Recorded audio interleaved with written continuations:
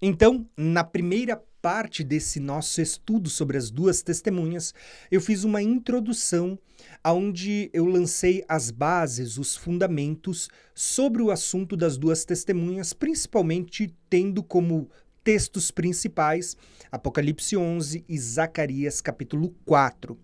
A partir de agora, eu quero de fato começar a aprofundar em pontos específicos que a gente vai tratando para elucidar melhor esse assunto de quem são as duas testemunhas e do período em que elas vão estar profetizando, em que elas vão estar atuando, o que vai estar acontecendo. Então, a partir de agora, em cada uma das etapas, dos tópicos que a gente for abordando neste PDF, a gente vai começar a aprofundar mais o assunto. Lembrando que eu dividi em 7 tópicos, exatamente como a menorá, né? 7 hastes. Eu dividi essa primeira parte do nosso estudo sobre as duas testemunhas, esse primeiro módulo, em 7 tópicos também. E agora, nesse segundo tópico, eu quero falar sobre quem são os dois castiçais. Tanto Apocalipse 11 como Zacarias 4, eles vão falar desta figura, o castiçal que está diante do Senhor. Em Zacarias nós vimos um castiçal, um candelabro com 7 hastes douradas, e em Apocalipse nós vamos ver 7 castiçais também, e 2 deles são chamados de duas testemunhas. Então nós vamos começar a estudar isto. Quem são os dois castiçais? Se você entender quem são os dois castiçais e se você entender quem são as duas oliveiras ou os dois raminhos, você vai entender quem são as duas testemunhas, né? De quem é que a Bíblia está falando quando ela fala dos dois ungidos que estão diante do Senhor de toda a terra. Então, vamos lá, porque isso é revelador, é uma caminhada, uma jornada pelo entendimento, pelo aprofundamento nas profecias bíblicas. E eu quero te convidar para fazer essa jornada junto comigo.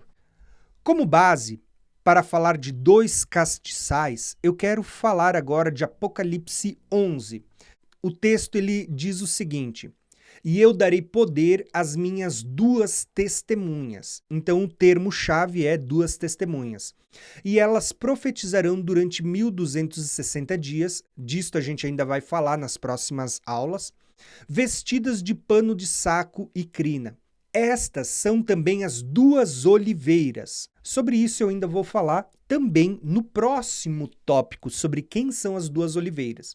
Mas eu resolvi começar pelos dois castiçais, que é onde o texto diz: estas são as duas oliveiras e os dois candelabros que ficam diante do Deus de toda a terra. Essa expressão diante do Deus de toda a terra nós também vamos analisar provavelmente nos próximos tópicos. Mas agora eu quero focar apenas nesta expressão. As duas testemunhas são os dois candelabros.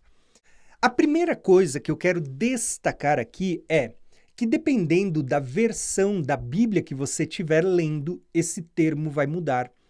Por quê? Porque, primeiro, nós vamos ver vários termos, várias traduções diferentes. Você vai encontrar a expressão os dois castiçais, os dois candelabros, os dois candeeiros. Tá? Então você tem expressões diferentes sendo usadas. O que a gente está tendo, na verdade, são diferentes traduções, e onde cada tradutor usou uma expressão diferente para descrever o objeto que o profeta estava tendo na revelação. Tanto João no livro do Apocalipse, como Zacarias no livro de Zacarias. Então, na verdade, para você compreender bem esse objeto que estava sendo descrito nos profetas e no Apocalipse, você precisa conhecer a lei, onde está sendo descrito a construção do templo. Né? Você precisa conhecer um pouco da primeira aliança, do judaísmo, dos símbolos, dos elementos judaicos.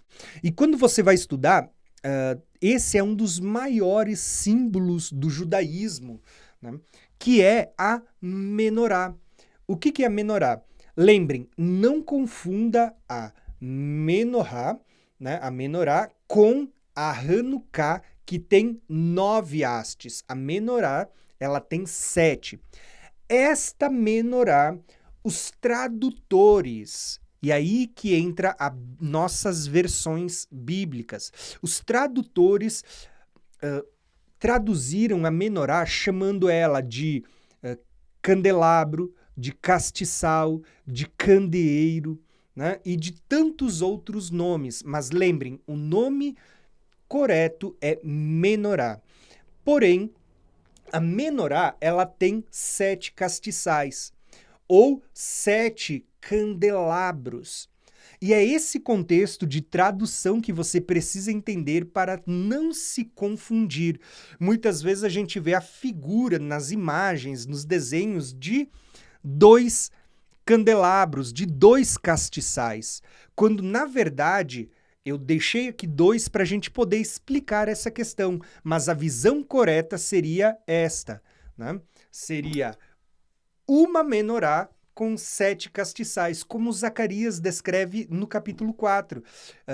Um candelabro, uma menorá, entre 2 oliveiras, e ela tem 7 lâmpadas, 7 castiçais, e 2 desses castiçais são chamados no livro do Apocalipse de 2 testemunhas. Entenderam? Então, tendo feito essa breve apresentação, eu vou deixar os 2 aqui para o cenário ficar mais bonito, né? Ficar um padrão igual dos 2 lados, mas eu quero que você grave. A visão correta não são 2 menorás, e sim uma menorá com 7 castiçais, aonde 2 desses castiçais, 2 desses candelabros estão sendo chamados de 2 testemunhas. Se você entendeu isso, agora eu vou ler os textos bíblicos que dão base para você entender que o que eu acabei de falar para você é a mais pura verdade quando você estuda as profecias, tá? Então eu fiz toda a explicação para você entender o que eu vou falar agora e ficar claro no decorrer da leitura. Então, só para você recapitular, Apocalipse 11, esse texto de Apocalipse 11, ele está dizendo que as 2 testemunhas são as 2 oliveiras ou os 2 candelabros, os 2 castiçais, né, que estão diante do Deus de toda a terra. Porém, para a gente dar sequência nesse nosso estudo e isso ficar mais claro, eu quero mostrar isso que eu acabei de falar dentro do próprio livro do Apocalipse, para você ver como isso vai fazer mais sentido. Lembrem que o assunto dos 2 castiçais, dos 2 candelabros, ele não começa no capítulo 11 de Apocalipse. Pelo contrário, lembra que isso começa no capítulo 1, capítulo 2 e capítulo 3. Então, veja comigo esses 3 capítulos. Nós vamos ler uma porção de cada um desses capítulos. Eu não vou ler todo ele para a aula não ficar longa, mas nós vamos ler uma porçãozinha de cada um desses 3 capítulos para você entender quem são esses 2 candeeiros, esses 2 candelabros, esses 2 castiçais, que quando a gente chega no capítulo 11 vão ser chamados de as 2 testemunhas. Vamos começar com Apocalipse capítulo 1. Olha o que o texto de Apocalipse 1 vai dizer para nós. Eu vou ler do 10 ao 20. Diz assim, ó. João, ele vamos dizer assim, arrebatado, mas não é no sentido de que ele foi arrebatado com o corpo, não é um arrebatamento como o arrebatamento da igreja, não confunda. O termo ali, algumas bíblias traduzem que ele foi arrebatado, mas a visão correta, a interpretação correta ali do texto é que ele foi levado em espírito, ele teve um êxtase, uma visão, aonde ele sobe, né, até o 2º céu. E eu já vou explicar isso para vocês, né? Então, aqui, dependendo da versão da Bíblia que você tem, lembrem, aqui João não está sendo arrebatado. É um arrebatamento no sentido de um êxtase, um arrebatamento de sentidos, onde o seu espírito é levado para ter uma visão do dia do Senhor. Então, olha só o que João vê nessa visão. E achei-me em espírito no dia do Senhor, e ouvi por detrás de mim uma grande voz como de trombeta, Isso está muito ligado ao ciclo das 7 festas que a gente também estuda usando a menorá, né? A menorá também fala das 7 festas. E nós temos aqui as primeiras 3 hastes apontando para Páscoa, ázimos e primícias, aponta para a primeira vinda de Cristo, a haste central Pentecostes e as últimas 3 hastes apontando para as últimas 3 festas que estão ligadas à segunda vinda de Cristo. Então você tem a primeira vinda de Cristo e a segunda vinda de Cristo. Então você vê que na segunda vinda de Cristo você tem ali trombetas, expiação e tabernáculos. E você vê que o livro do Apocalipse começa dizendo assim, ó, eu fui arrebatado em espírito e eu ouvi por detrás de mim uma voz como de trombeta. Veja que aqui você tem uma conexão com a festa das trombetas. Ele ouve uma voz que falava com ele como som de...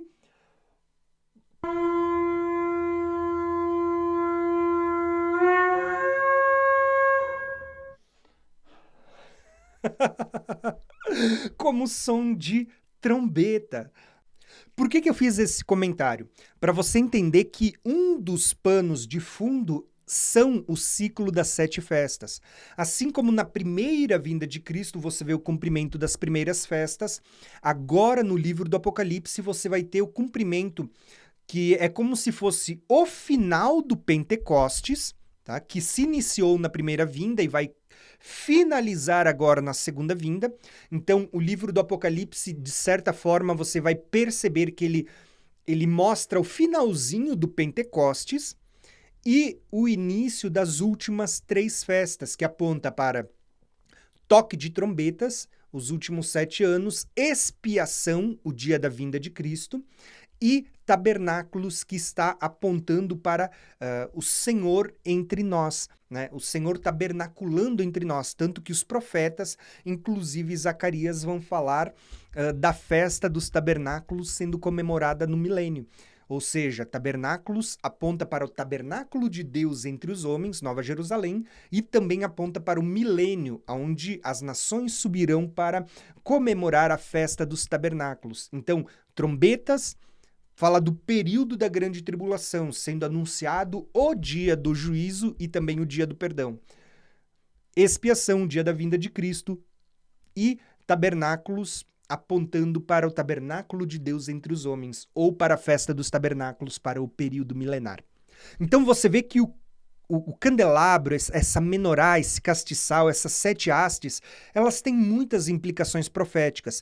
Tanto que lá no meu canal Graça e Conhecimento tem uma playlist chamada de A Menorá, com várias aulas, com várias aplicações, onde você vai ver que a menorá ela é uma chave para desbloquear muitas profecias.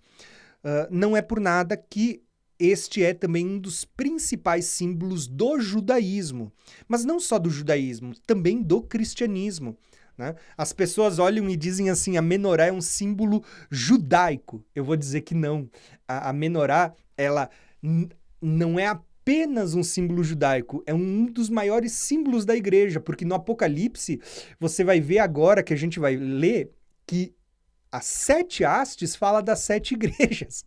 Então, para quem diz, a menorá é um símbolo judaico, eu vou dizer assim, ó, que essa menorá, esse castiçal, esse candelabro de 7 hastes, muito mais do que ser um símbolo judaico, é um símbolo que aponta para 7 igrejas, para a plenitude do corpo de Cristo também.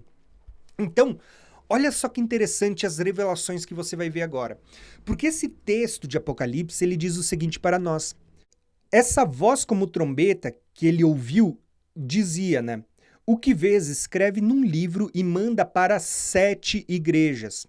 Éfeso, Esmirna, Pérgamo, Tiatira, Sardes, Filadélfia e Laodiceia. Perceba que você tem 7 hastes e ele está falando de 7 igrejas. Então olha o que é dito ali, ó. Voltei-me para ver quem falava comigo e voltando-me vi 7 candeeiros de ouro, ou 7 candelabros, 7 castiçais. Tá? Lembrem que a versão que eu li no slide anterior era uma King James. A versão traduzia como candelabro, né? Aqui eu estou vendo uma versão, acho que você não vai ver porque está aqui no raminho de oliveira, que é ARA, né? Uma versão da Almeida. A Almeida traduziu como candeeiro. Dependendo da versão, você vai ver que é castiçal. Candelabro, candeeiro, castiçal é a mesma coisa. A verdade é que se você fosse analisar, a tradução mais correta seria uma menorá que tem 7 hastes. 7 candeeiros, 7 castiçais, 7 candelabros. Entenderam? Então, João está dizendo aqui no capítulo 1 que ele viu 7 candeeiros, ele viu 7 castiçais. Isso aqui são 7 castiçais. Ele está dizendo que ele viu 7 castiçais. E olha o que é dito agora. E no meio dos 7 candeeiros, um semelhante ao filho do homem, com vestes talares cingidos à altura do peito com um cinto de ouro. A sua cabeça e os seus cabelos eram brancos como a alva lã, como a neve, os olhos como chamas de fogo, os pés semelhante ao bronze polido, como que refinado numa fornalha, a voz como a voz de muitas águas, e tinha na mão direita 7 estrelas, e na boca saía uma afiada espada de 2 gumes, e o seu rosto brilhava como o sol na sua força. Essa descrição aqui deste que está entre os 7 castiçais é uma figura que, primeiro, eu vou deixar aqui de lado, tá? Esta figura é uma figura que, primeiro, quando você lê a lei, você vê que está apontando para o sacerdote, que ia até o tabernáculo 2 vezes ao dia, tardes e manhã, e ele botava em ordem as 7 lâmpadas, ele limpava, para poder acender, para que a lâmpada permanecesse acesa continuamente, desde a tarde até a manhã. Então, 2 vezes, tardes e manhãs, estas lâmpadas, essas 7 lâmpadas eram postas em ordem para que elas pudessem permanecer acesa.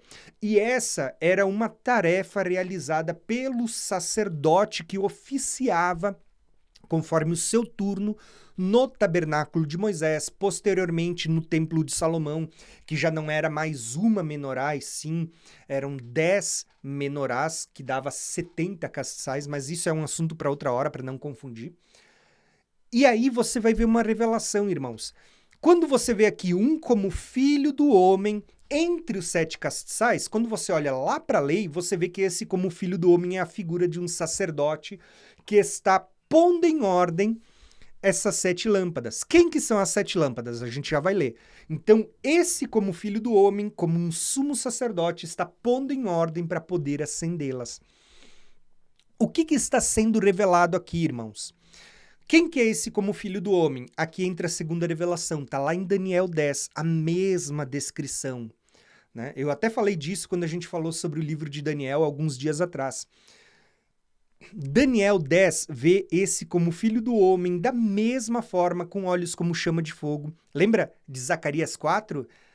As 7 chamas de fogo são os 7 olhos do Senhor. Isso está lá em Apocalipse 4, ou capítulo 5 também, em Zacarias 3 e 4.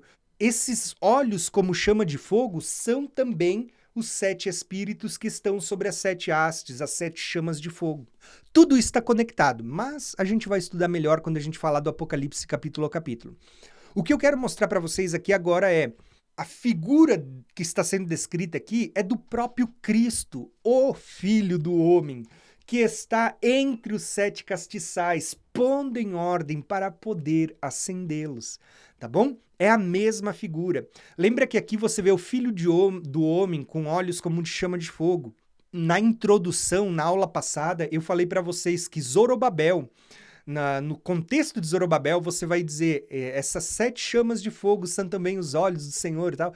Você vê toda aquela conexão com Zacarias 3 e Zacarias 4 também. Tá? Então você vê os links de conexão entre o Apocalipse e os profetas, entre a lei e os salmos, tá? Então eu só quis fazer essa colocação para que você que está começando a estudar, você já comece a compreender melhor tudo isso que a gente está falando. Então, olha o que está sendo dito aqui nesse contexto. E quando eu vi, caí aos seus pés como morto. Daniel também, né? Em Daniel 10 você vê a mesma descrição e Daniel também cai como morto. E lá em Daniel é dito que aquele como filho do homem coloca ele de pé, coloca ele de quatro ali, ergue entre as pernas e os joelhos e diz, não temas. Aqui você vai ver que acontece o mesmo com João. Porém, ele pôs sobre mim a sua mão direita, dizendo, não temas, eu sou o primeiro, o último, aquele que vive, estive morto, mas eis que estou vivo pelo século dos séculos e tenho a chave da morte e do inferno. Escreve, pois, as coisas que vistes, as coisas que são, as que hão de acontecer depois destas. Quanto ao mistério das 7 estrelas que vistes na minha mão direita e os 7 candeeiros de ouro, percebeu que existe um mistério por trás dos 7 candeeiros de ouro? Ele diz, quanto ao que vistes do mistério dos 7 candeeiros de ouro, as 7 estrelas eu não vou falar agora, mas quanto ao que vistes do mistério dos 7 candeeiros, das 7 castiçais, das 7 hastes, né? Preste atenção o que é esse mistério. Quanto ao mistério dos 7 candeeiros de ouro e das 7 estrelas, as 7 estrelas são 7 anjos das 7 igrejas. E os 7 candeeiros, olha só que interessante, os 7 candeeiros são as 7 igrejas. Talvez você vai dizer, Tiago, eu já sei disso. Tá? Eu já sei disso. Mas aqui é que entra a chave para você entender quem são as duas testemunhas. Né? Não desconecte isso. Por que eu li Apocalipse 1? Porque muitas pessoas chegam em Apocalipse 11, né? 2 vezes o número 1. Nada a ver agora, nada a ver. Mas assim, ó, muita gente chega em Apocalipse 11 e vai dizer assim, lá aparece dois candeeiros, 2 castiçais, 2 menorás. Né? E as pessoas acham que o assunto das 2 testemunhas começou em Apocalipse 11. Não. Você precisa começar no capítulo 1, 2 e 3 de Apocalipse para depois chegar no capítulo 11 e entender quem são as 2 testemunhas que estão lá, porque o assunto não começou lá. O livro do Apocalipse começa falando de 7 castiçais. Os 7 castiçais são 7 igrejas, tá? São 7 igrejas. Este é o mistério. Quando a gente chega no Apocalipse 11, vai dizer que as 2 testemunhas são 2 castiçais. Então, aqui você começa a perceber a revelação. Pega 7 igrejas. Dessas 7, você separa 2, você tem as 2 testemunhas. 2 testemunhas, basicamente, são porções das 7 igrejas. Preste atenção, vamos tentar entender isso e nós vamos se aprofundando. Olha só que interessante. Basicamente, aqui nós temos uma figura do que eu falei para vocês até agora. Lá no passado, Deus deu a Moisés, né? Moisés é uma figura das 2 testemunhas. No passado, Deus deu a Moisés um modelo do tabernáculo que apontava para o tabernáculo celestial.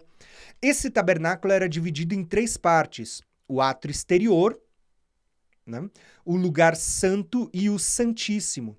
Inclusive, isso está muito ligado com as 2 testemunhas, porque você vai lembrar que o texto de Apocalipse 11, os primeiros 2 versículos, começa dizendo: mede o santuário e aqueles que nele adoram, mas deixa o átrio exterior, porque será pisado durante 42 meses. As pessoas não entendem o que significa isso, mas basicamente é como se estivesse sendo mostrado para nós que cada uma destas partes, eu falei aqui no Conexão Bíblica alguns dias atrás, que isso aponta para nós, que somos o homem, que somos espírito, alma e corpo. O nosso corpo está ligado ao átrio exterior, a parte visível, a parte de fora. Isso está ligado ao próprio Cristo, né? O tabernáculo aponta para Cristo, que tabernaculou entre nós. Isso aponta até para a criação, que aponta para o primeiro, o segundo e o terceiro céu. Basicamente, você vai ver que isso é o que estava sendo descrito no livro do Apocalipse, quando a gente olha para a visão do primeiro, segundo e terceiro céu. Depois, eu vou colocar uma imagem mais ampliada para você entender isso, mas agora eu deixei aqui bem no cantinho para caber tudo num slide só. Você vai perceber que João estava na ilha de Patmos, ou seja, ele estava aqui no primeiro céu. E ele é arrebatado em espírito e ele sobe até o segundo céu, essa região aqui. E ele está virado para a mesa da preposição, ali dos pães da proposição, e ele ouve por detrás dele uma voz como de trombeta, e ele se vira para ver. O que ele vê?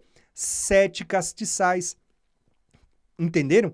E entre os 7 castiçais, aqui eu coloquei uma visão mais ampliada, um semelhante ao Filho do Homem, com olhos como chama de fogo, cinturão de ouro, vestido com veste sacerdotal, cabelo branco como a neve, as pernas como um latão reluzente, seu rosto brilhava mais do que o sol. Na sua mão direita 7 estrelas, da sua boca saiu uma espada de 2 gumes. Você percebe toda essa descrição do Cristo como um sumo sacerdote que está à destra do Pai, diante de Deus, também sacerdotando em nosso favor, da sua igreja. Aqui nós temos uma visão de um sacerdote, do sumo sacerdote, que é Cristo, pondo em ordem os castiçais para acendê-los. Lembrem que o castiçal ele era posto em ordem tardes e manhãs. O que é isso?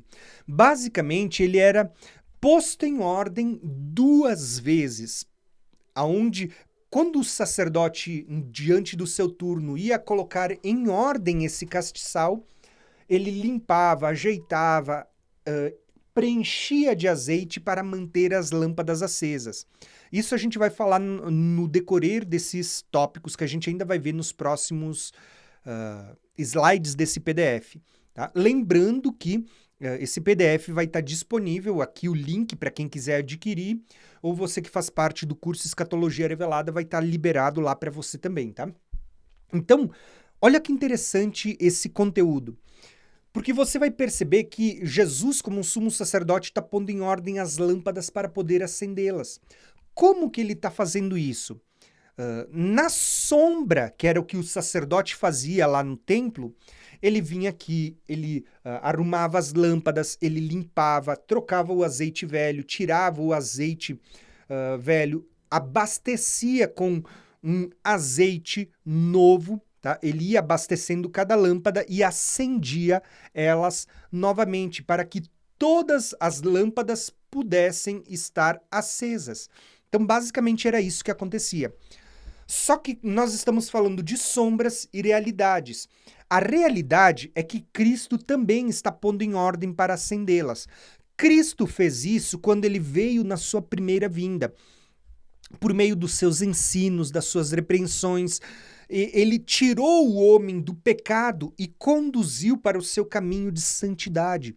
O que Jesus fez? Ele começou a pôr em ordem, ao ponto de que as 7 igrejas foram acesas a primeira vez quando Cristo vem na primeira vinda. Por isso que você tem o Pentecostes, você vê o Espírito sendo derramado, então você vê o azeite sendo colocado sobre as 7 igrejas, você vê ele vindo como chama de fogo e repousando sobre as cabeças das pessoas, né? Ou seja, era a igreja sendo acesa ali no Pentecostes.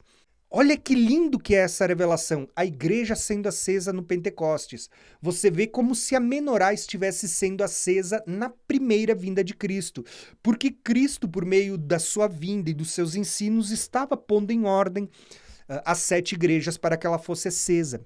Assim como no tabernáculo, por isso que eu deixei aqui a figura do tabernáculo para vocês, que é uma sombra que aponta para o tabernáculo celestial. Lembra que Moisés fez um modelo que ele viu lá no monte do tabernáculo celestial?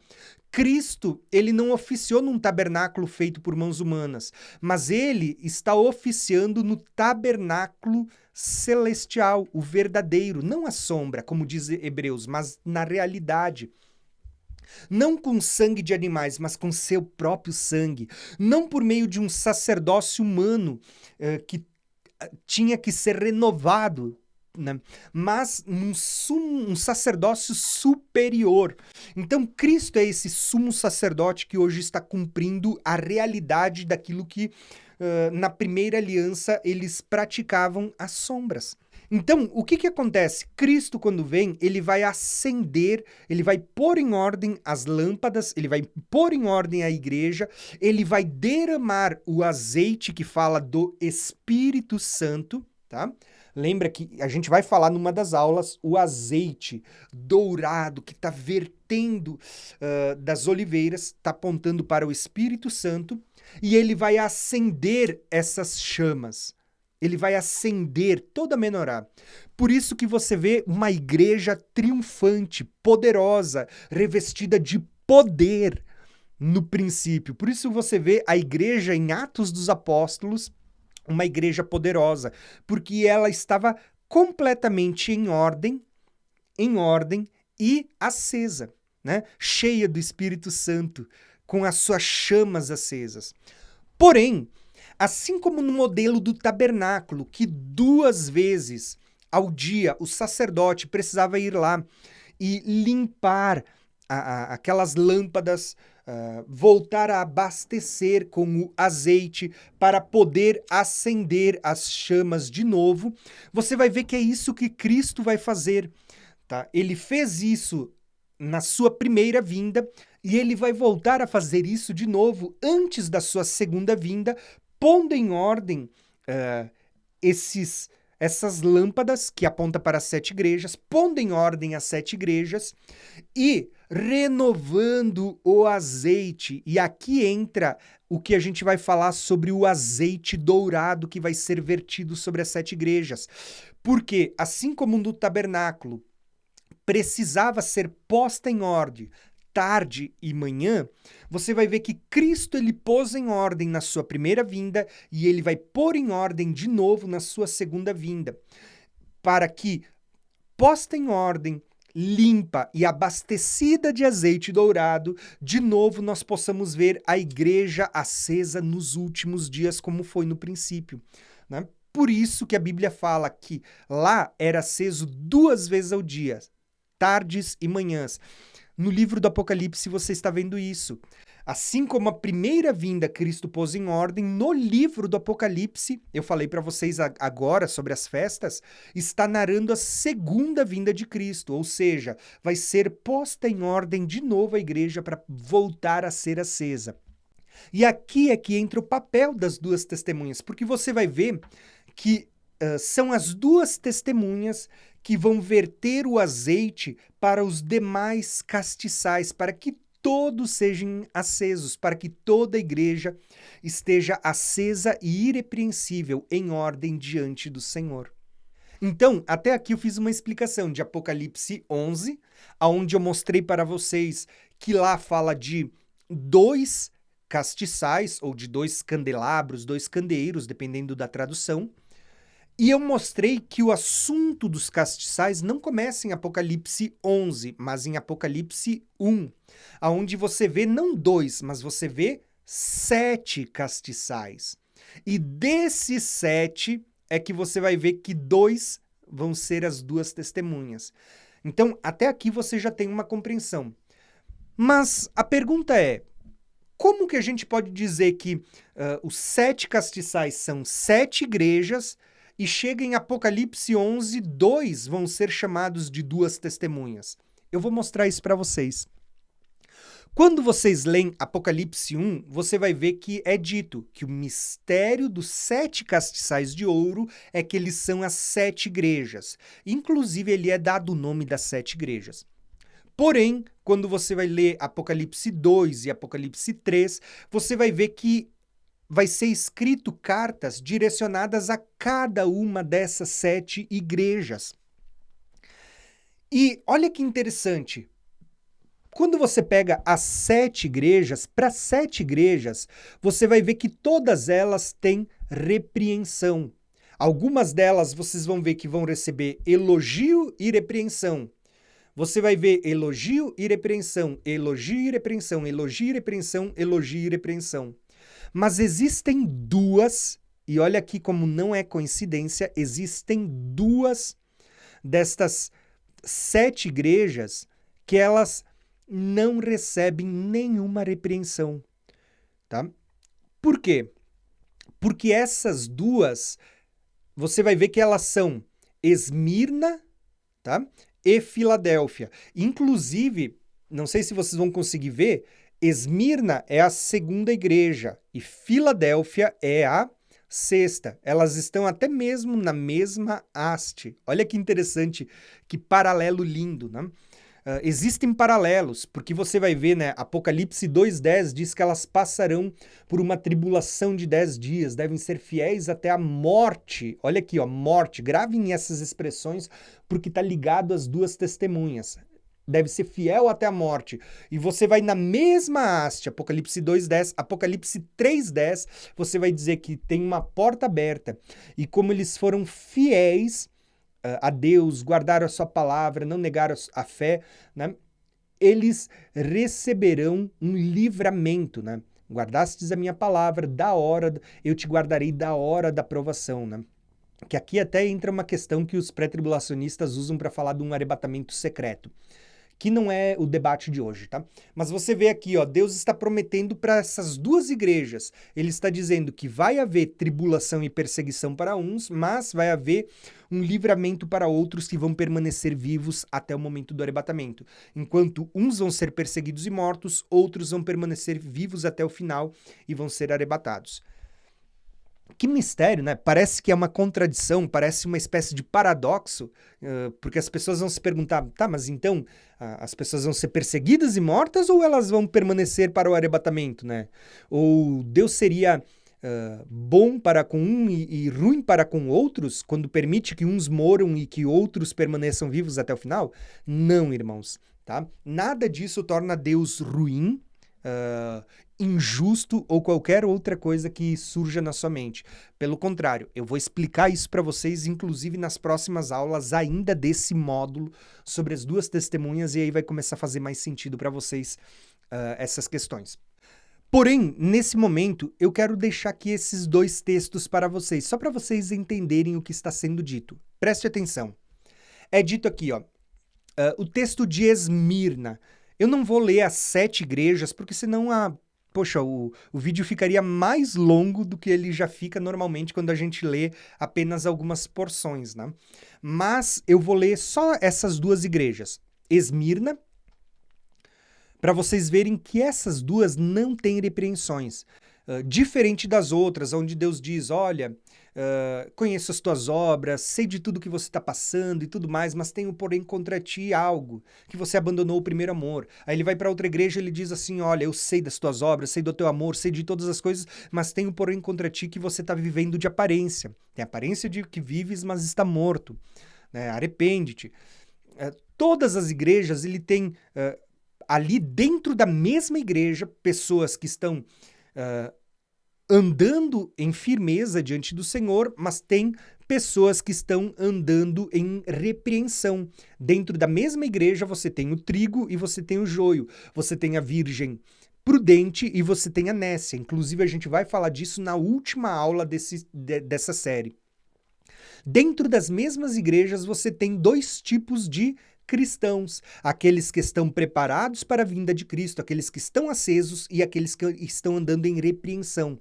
Mas em duas delas, você vê que não tem repreensão nenhumas, que são Esmirna, a segunda, e Filadélfia, a sexta, as duas na mesma haste. Então, olha só, eu vou ler o texto só para você conhecer. Você vai ver que Esmirna não tem repreensão e é dito o seguinte para ela. Ao anjo da igreja de Esmirna escreve, estas coisas diz o primeiro e o último que esteve morto e tornou a viver. Conheço a tua tribulação. Olha a palavra tribulação. Lembrem que existe aqui uma chave, uma mensagem codificada, inclusive eu já tenho vídeos no meu canal falando sobre isso, sobre o mistério das 7 igrejas. Você vai ver que na igreja do meio é dito, far-lhe-ei cair em grande tribulação. É como se na metade você visse o começo da grande tribulação. Por isso que só os últimos 3 anos e meio é que são chamados de grande tribulação. Aqui é já o início de uma tribulação, é o princípio das dores, mas a grande tribulação são só os últimos 3 anos e meio. São só os 42 meses em que o átrio exterior será pisado. São só os 42 meses em que a besta que sobe do abismo vai pisar os santos. Ou como Daniel diz, são só aquele tempo tempos e metade de um tempo em que ele vai perseguir os santos e vencê-los. Então, a grande tribulação são 3 anos e meio. Ou, como diz aqui em Apocalipse 11, os 3 dias e meio onde o corpo das testemunhas ficará estirado na praça da grande cidade, impedido de ser sepultado. Então você tem aqui várias revelações ligadas a isso. Então perceba, aqui você tem tribulação, mas daqui em diante você tem a grande tribulação. Então ele está dizendo aqui em Esmirna, né? Lembre que existe uma mensagem codificada atrás dessas 7 igrejas apontando para 7 anos. E da metade em diante uma grande tribulação de 3 anos e meio. É dito, eu conheço a tua tribulação, a tua pobreza. Por que pobreza? Porque você vai ver que no período em que a marca da besta for instituída, você não vai poder comprar e vender, ou seja, quem for crente verdadeiro vai se tornar pobre. Entenderam? Conheço a tua pobreza, mas tu és rico.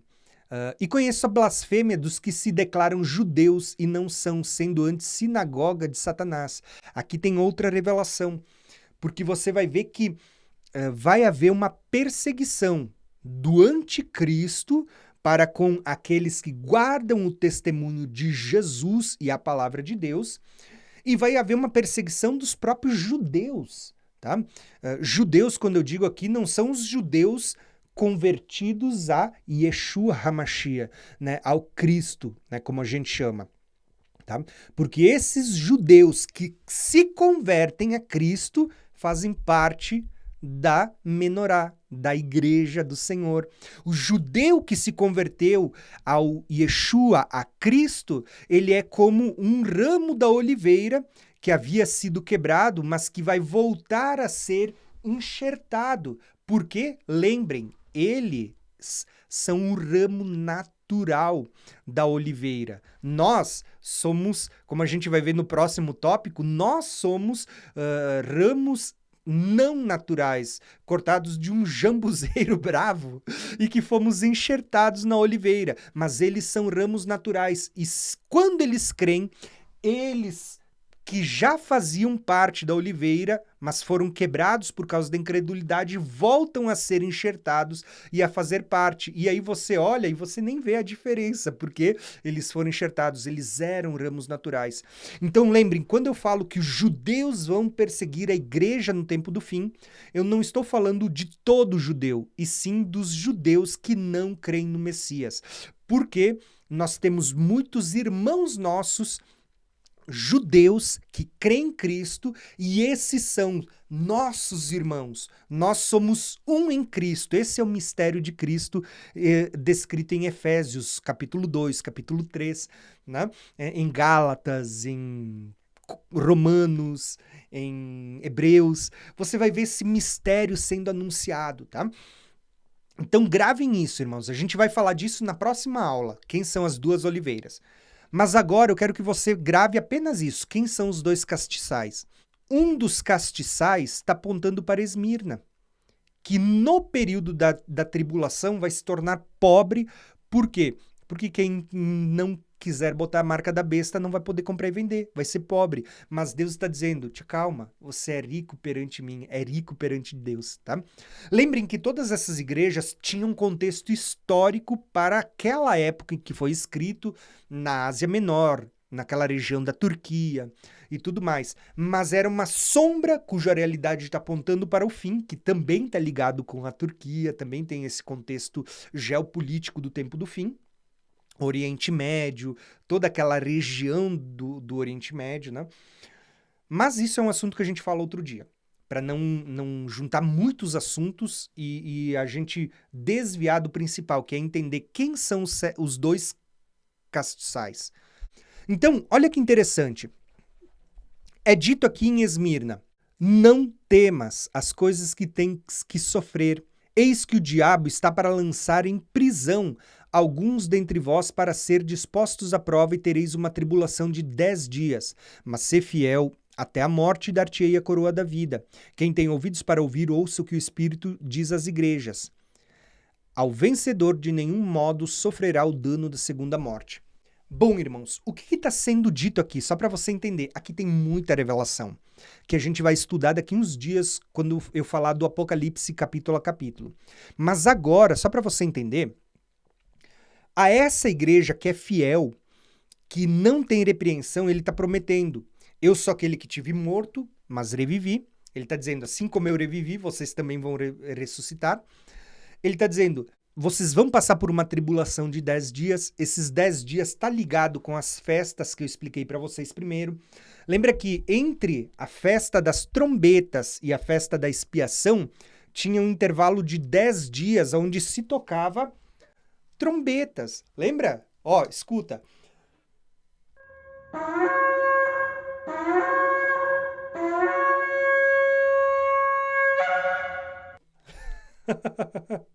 Percebeu? Havia um intervalo onde durante 10 dias se proclamava um arrependimento, um jejum, um quebrantamento, onde as pessoas deveriam se preparar para o dia da expiação, porque aqui ele era um dia de juízo para quem não se arrependeu, mas um dia de perdão para quem havia se arrependido. Então, esses 10 dias, ele está apontando para a grande tribulação, para o período da última semana de Daniel. Tá? Às vezes as pessoas confundem, né? 7 dias, 7 anos com 10 dias, né? Não, não, não. Entenda que ele está falando aqui de figuras proféticas para você conectar o livro do Apocalipse e os últimos anos com as festas, só para você ter um link de conexão. Então, você tinha aqui um período onde o povo deveria tocar trombetas pela terra para que o povo se preparasse para o dia da expiação. Inclusive, eles acreditavam que em um desses dias Deus desceria para julgar a terra. E de fato é isso que vai acontecer no tempo do fim. O dia do juízo e o dia do perdão. Juízo para uns e perdão para outros, né? Juízo para quem não aceitou o filho, mas perdão para quem aceitou o filho, né? Beijai o filho, ó. Beijai o filho, ele vai dizer assim, ó, para que ele não se ire, tá? Então, para a gente que aceitou a Cristo, né, que vamos dizer assim, que beijamos o filho, né, haverá perdão. Para as nações que não aceitaram Cristo, a ira, né? Por isso que a Bíblia vai falar da ira do Cordeiro nesse dia. Esse era o dia do perdão e o dia do juízo, o dia da expiação. Mas 10 dias antes se tocava trombeta para que as pessoas se preparassem.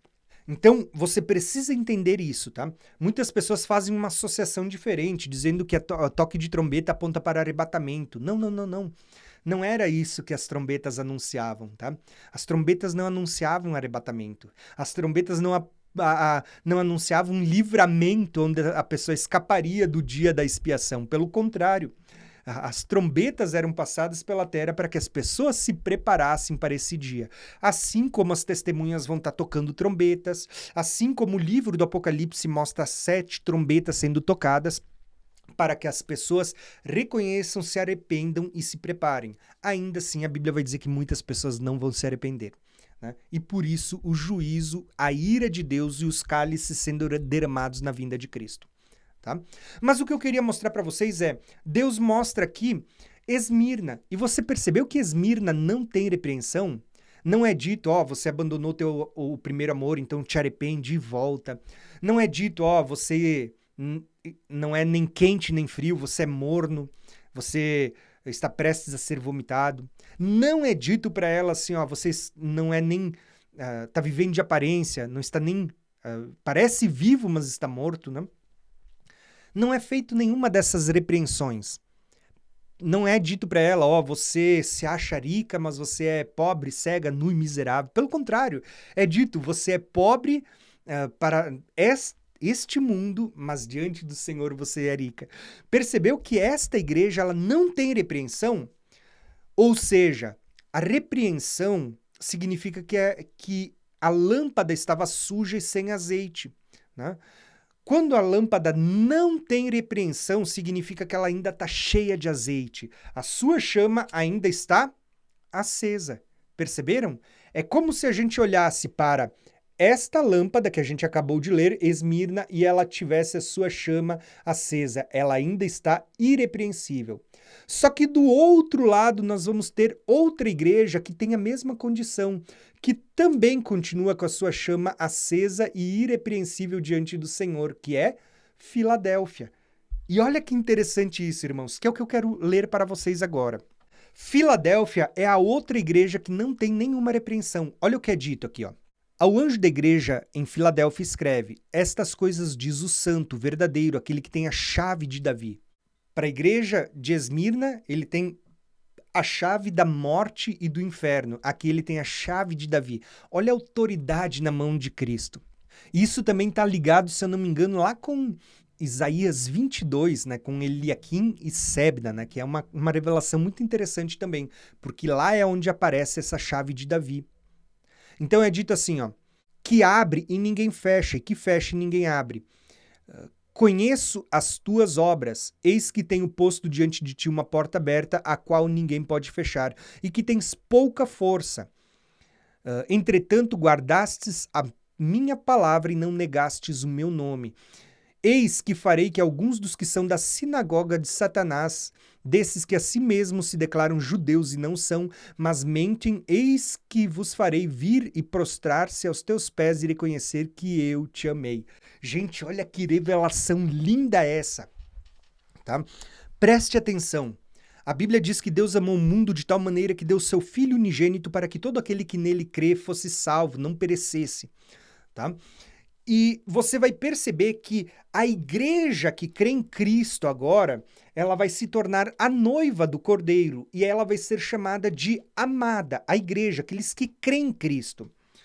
Porém, assim como lá no princípio, os judeus perseguiram os apóstolos, um exemplo é o próprio Paulo, né, que ia de cidade em cidade, e de cidade em cidade os judeus perseguiam e apedrejavam e faziam tantas barbárias com os apóstolos, inclusive Paulo sofreu muitas vezes isso da parte dos judeus, né? O próprio Jesus também foi perseguido e morto pelos judeus.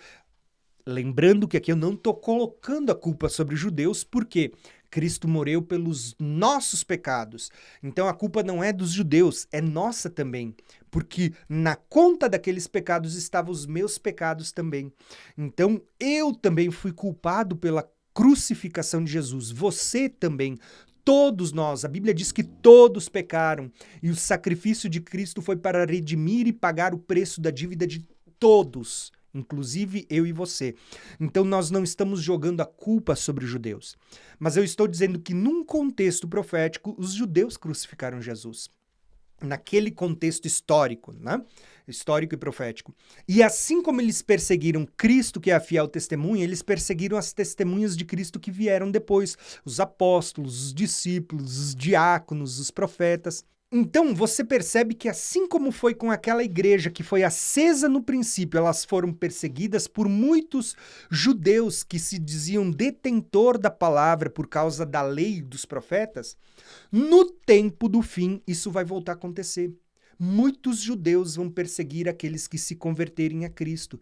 Então tu vai ver que a perseguição, ela não vem só da parte do anticristo, mas vem da parte daqueles que se chamam judeus, mas que não são. Por que eles não são? Né? Lembra que Jesus vai falar para os escribas, para fariseus, para saduceus, para pessoas pertencentes ao sinédrio nos seus dias, dizendo assim, ó, vocês se dizem filhos de Abraão, mas vocês não são? O pai de vocês não é Abraão? Paulo, ele vai dizer assim, ó, vocês se dizem filhos de Abraão.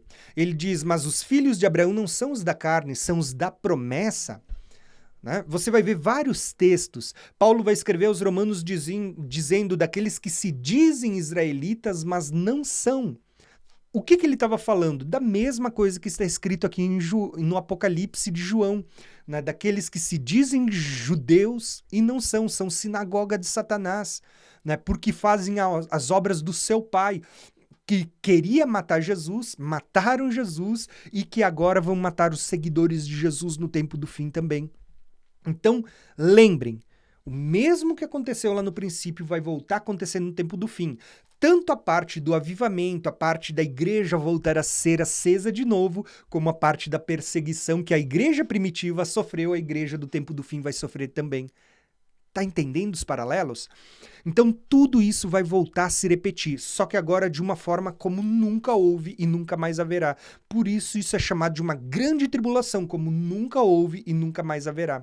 E a unção desses dias será maior também, porque no início era derramado uma porção de azeite. Agora você vinha e dobrava, você colocava uma segunda porção, você tinha uma porção dobrada.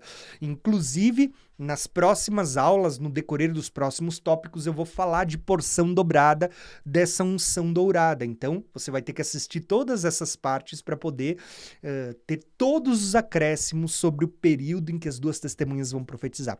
Mas o que eu quero mostrar para vocês, eu vou só terminar de ler Filadélfia para lançar os últimos fundamentos dessa parte. Da mesma forma como guardastes a palavra da perseverança, eu te guardarei da hora da provação. Isso não tá falando de arrebatamento, gente. Assim, ó, tem muita gente que usa esse texto para falar de arrebatamento, assim, tirando do seu contexto, forçando um malabarismo, uma interpretação, e eu vou dizer para vocês, isso não fala de arrebatamento. Aonde você vê arrebatamento aqui de forma direta ou indireta? Não tem. Não tem. As pessoas usam isso para justificar a falta de um texto claro na Bíblia falando que a igreja vai ser tirada antes da grande tribulação, o que nunca foi ensinado por ninguém. Nem por Jesus, nem por Paulo, nem pelos apóstolos, nem pela igreja primitiva e nem pela patrística era ensinado um arrebatamento secreto. Tá? As pessoas forçam essa interpretação. Esse texto está dizendo que da mesma forma como as pessoas estão guardando a palavra, estão sendo fiéis, Deus vai dar um livramento, vai guardar na hora da provação. Assim como ele guardou o povo lá no Egito, né? Eles não saíram do Egito, ele guardou o povo do Egito lá durante as 10 pragas. Aqui a igreja vai ser guardada até o momento delas serem tirados para fora. Né? Aí sim vem arrebatamento. Então eles vão ser tirados para fora, mas eles vão ser guardados, né, nesse contexto de provação. E qual é a grande provação que vai vir? Nós temos aqui a marca da besta, que é a maior provação que vai surgir durante o período da grande tribulação. Então você tem a marca da besta e a grande tribulação, e Deus está dizendo, eu vou te guardar durante esse período. Te guardarei da hora da provação que há de vir sobre o mundo inteiro. Qual que é a provação que virá sobre o mundo inteiro? A marca da besta, a grande tribulação. Para experimentar os que habitam sobre a terra. Venho sem demora. Veja que Jesus não veio ainda. Isso é dito nas 7 igrejas. Quando você olha o vídeo que eu fiz sobre o mistério revelado através das 7 igrejas, você vai ver que para cada uma ele está dizendo, venho sem demora, venho em breve, até que eu venha, mas quando chega na última ele diz, eu estou à porta. Percebeu que para todas elas ele ainda não veio? E cada igreja está representando um dos 7 anos. Inclusive, Tiatira fala da grande tribulação, que é onde começa o período da grande perseguição. Você tem aqui codificado uma mensagem nessas 7 igrejas. Inclusive, você vai ver as 2 testemunhas, das quais eu já vou falar daqui a pouquinho, nessas 7 igrejas, porque você vê Balaão. Se eu não me engano, aqui você vai ver Balaão. Balaão foi nos dias de Moisés. E você vê Jezabel, que foi nos dias de Elias. Se tem Balaão, tem Moisés, 2 testemunhas. Se tem Jezabel, tem Elias, 2 testemunhas. Você percebe que está sendo codificado uma mensagem por trás das 7 igrejas? Por isso que é chamado de um mistério das 7 igrejas? Mas voltando aqui, olha o que é dito em Filadélfia. Venho sem demora, conserva o que tens para que ninguém tome a tua coroa. Ao vencedor far-lhe-ei coluna no santuário de Deus. Lembra que o texto das 2 testemunhas começa falando sobre medir o santuário e aqueles que nele adoram e deixar de fora o átrio exterior. Deus está dizendo, aquele que vencer vai fazer parte do santuário de Deus. Né? E isso está ligado também à Nova Jerusalém, a milênio, a sacerdócio, reis e sacerdote, né? Reino e sacerdócio. Então tem muitas conexões aqui. E daí jamais sairá. Gravarei também sobre ele o nome de Deus, o nome da cidade do meu Deus, olha aqui a Nova Jerusalém, né? E que desce do céu vinda da parte de Deus e o meu novo nome. Quem tem ouvidos, ouça o que o Espírito diz às igrejas. Então aqui tem muita revelação sendo dita ao que vencer. Aquele que permanecer assim até o final. Mas você percebe que essa igreja também não teve repreensão? Então, nós temos aqui, ó, só para a gente finalizar aqui essa primeira parte, você tem, dessas 7 igrejas, você tem a segunda, que é Esmirna, não tem repreensão, é como se ela estivesse acesa. E você tem aqui na mesma haste do outro lado, Filadélfia, que também não tem repreensão, também está acesa diante do Senhor. Perceberam? Por isso que essas duas, desses 7 castiçais, veja, você tem 7 castiçais. 5 deles, você tem aqueles que recebem elogio, virgens prudentes, e você tem aqueles que estão recebendo repreensão dentro da mesma igreja, ou seja, virgens nécias. Mas você tem aqui, ó, 2 que não recebem repreensão. Quem são? Testemunhas. Percebeu que revelação linda que tem aqui? Eu vou falar sobre isso mais adiante, mostrando slides, mas o que eu queria mostrar para vocês é que o assunto das 2 testemunhas não começou em Apocalipse 11. Você precisa ler Apocalipse 1, que você vê que tinha 7 castiçais e não só 2. Você precisa ler Apocalipse 2 e 3 para ver que dos 7, 2 estão irrepreensíveis. Esses que estão irrepreensíveis é que vão receber o poder para ser testemunha do Senhor no tempo do fim. Por quê? Porque Deus não usa pessoas que estão em pecados, que estão vivendo afastados do Senhor. Deus usa quem está em santidade. Deus derrama da sua unção e do seu azeite dourado, ele vai derramar sobre quem está irrepreensível. Esses é que vão ser testemunhas, entendeu? Então, até aqui, a gente poderia acabar a aula de hoje, porque essa aula já está fantástica. Mas eu quero só trazer um acréscimo que você vai entender agora. Então, basicamente, é como se você olhasse para essa imagem. Quem são as 2 testemunhas? Tá aqui, ó, você tem 7 castiçais de ouro, você tem 7 igrejas, mas você tem 2, Esmirna e Filadélfia, na mesma haste, que estão irrepreensíveis. Estas que estão irrepreensíveis, elas estão cheias de azeite, né? Estão queimando a sua chama. Esse é o mistério dos 7 castiçais, Apocalipse 1, 7 castiçais. Quando você lê Apocalipse 1, você vê 7. Agora, você quer entender o mistério? Vai lá para Apocalipse 11. 2 desses castiçais são as 2 testemunhas. Perceberam? O que está sendo revelado para nós? 2 testemunhas são 2 homens, né? O próprio Apocalipse 11 vai chamar de 2 profetas? Não. 2 testemunhas está falando de 2 porções da igreja que vão profetizar, por isso o termo 2 profetas, porque vão profetizar. O restante, não é que o restante não está salvo ou coisa do tipo. Pelo contrário, o restante vai estar sendo despertado.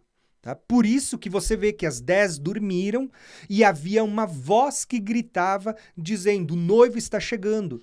De quem que é essa voz? As pessoas dizem, é o amigo do noivo. Tá, mas quem que é o amigo do noivo? Né? Se o noivo é Jesus que está voltando, quem que vai despertar a igreja? São os anjos? Não, são as 2 testemunhas, são esses 2 castiçais irrepreensíveis. Estes 2 é que vão despertar as 10 virgens. Então você vai perceber isso. Aí você vai dizer, mas como as 10 virgens? É só você contar. Tira 2 castiçais que são testemunhas, sobrou 5.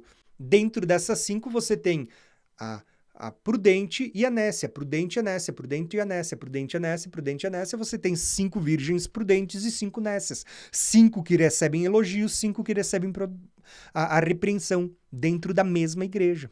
Entenderam? Por isso que as 10 virgens andavam juntas, estão ali, ó. Tá? Então, esse é o mistério das 7 igrejas. 2 delas são as 2 testemunhas. É como se Deus estivesse dizendo assim, ó, 2 porções de toda a igreja eu vou levantar para testemunhar, tá? Ou seja, olha como é linda essa revelação, porque antigamente, quando eu comecei a ler o livro do Apocalipse, quando eu ainda era criança, eu dizia assim, poxa, por que eu não nasci como sendo uma das 2 testemunhas, né? Eu me sentia um crente inferior, mas aí você começa a ver a revelação de Deus e como ela é tão linda, e você vai ver que Deus chamou e deu a disponibilidade para que todos pudessem ser testemunhas. Mas isso vai depender de como você tem andado a sua vida. Por quê? Porque aqueles que estão repreensíveis vão fazer parte da igreja, alguns vão ser salvos, outros vão se perder, sim, mas só serão testemunhas aqueles que estão irrepreensíveis diante do Senhor. Tá? E sobre isso a gente ainda vai falar mais nas próximas aulas, mas eu queria que você entendesse isso.